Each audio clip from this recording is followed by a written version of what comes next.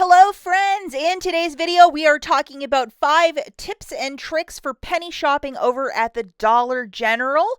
Lots of pharmacy shoppers are asking about penny shopping because I have been putting it a lot in my videos lately because I have been having such a fun time doing this. And when you see hauls like this, where people are getting carts of stuff for 50 cents, you're like, I want in on that. And I hear you. So in today's video we are going to just be sharing some information on how to have the most amount of success to get a receipt like this, because isn't this absolutely gorgeous? Everything's ringing up for a penny. You're having your prices right moment, and it's a lot of fun. So we're just going to dive into 5 tips, and I might have a 6th one in this video, and how to have the most amount of success to this. Well, obviously, the first rule is there is no penny shopping. The first rule of Fight Club, there is no Fight Club. The first rule of penny shopping, there is no penny shopping. What does that mean? When you walk into the store, do not ask the employees about the pennies. You just go into the store, discreetly look for your stuff, and if you wish to use self-checkout, use it. But do not advertise that you are there for that, because the employees are supposed to get these penny items off of the shelf. That is part of their job, and if they miss it, it has to be sold to you for a penny, and that is how this all works. And the earlier when the penny list is released that you go to the store, the chances are for you to find these items, it goes up greatly. But you still might find stuff even if it's been out for a week, just to note that. 3 influencers that I follow for different penny lists include Christie's Connections. She's here on YouTube, Bargain Buster, and the Freebie Guy over on Instagram. And usually the Friday before the Tuesday drop of a penny list, usually they get dropped on Tuesdays, but lately we've been having surprise pennies all the time, so it might be any day of the week. They drop the intel, and you just go to the store and start hunting and searching for these pennies. And that is the majority of the fun. And if you have a friend or somebody that can join you, sometimes 2 sets of eyes are better than one. That's another tip, to bring somebody with you. And these 3, all excellent. They always have great penny lists.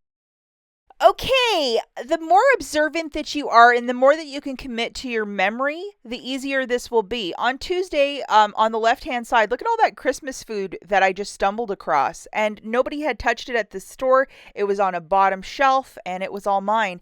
And then the gum, when I walked into the same store, there were 15 on a clearance wire rack. So the more observant that you are, the more that you can commit to your memory to say, hey, I remember that from Christmas, or I remember that gum from so-and-so's haul.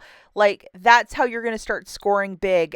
So if you watch other influencers too, that haul penny stuff, you might have a moment like this. And I actually found 15 at one store, and it was a great Price is Right moment. That's the only way I can think of it.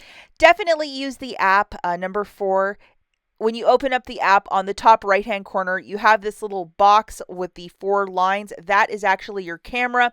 So download the Dollar General app and start using that. You have to type in the zip at your store.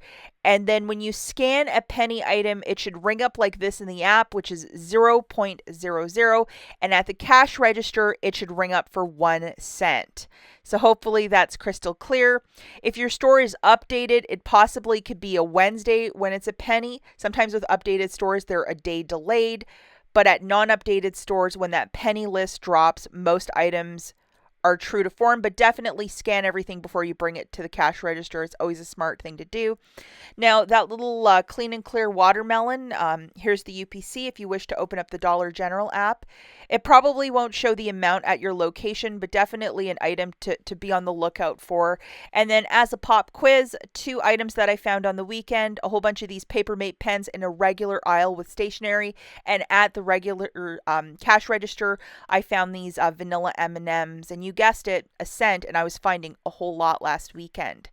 Okay, tip number 5. If you do find the big bonanza of penny items, definitely fill your cart. If you just grab 1 or 2 items, potentially what could happen is the employee will say, hey, where did you find all this spaghetti? And you're like, oh, aisle 3 behind, the pillows.